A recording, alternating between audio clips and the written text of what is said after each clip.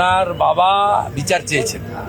জঘন্যতম ঘটনা, সিট গঠন হয়েছে।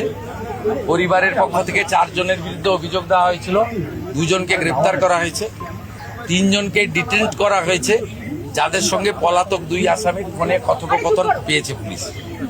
পুরো আইজির নেতৃত্বে পুলিশ, এসটিএফ সবাই কাজ করছেন।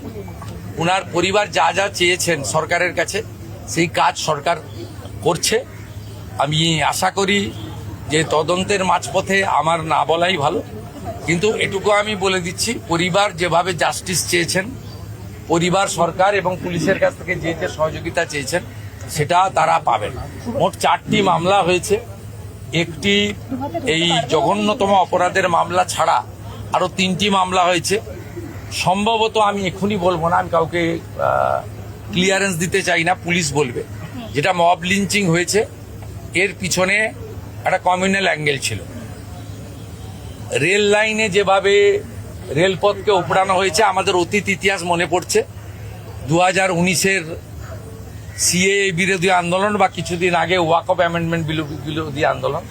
দ্বিতীয় হচ্ছে সিআরপিএফ এর 2 জন জওয়ান আহত হয়েছেন, একটা পুলিশের গাড়িকে জ্বালানো হয়েছে। আপনারা নিশ্চিন্তে থাকুন, প্রথমটার তো বিচার দেব, ক্যাপিটাল পানিশমেন্ট দেব। ওর বাবা যা যা চেয়েছে সব করবে মুখ্যমন্ত্রী। সাথে সাথেই ফোনে কথা বলেছি। তো আমি খুশি যে ওনারা আমার আস্থা রেখেছেন।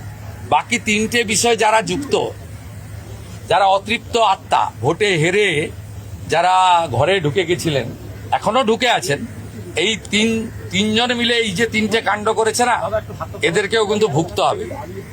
এমন ভোগাবো বুঝতে পারবেন।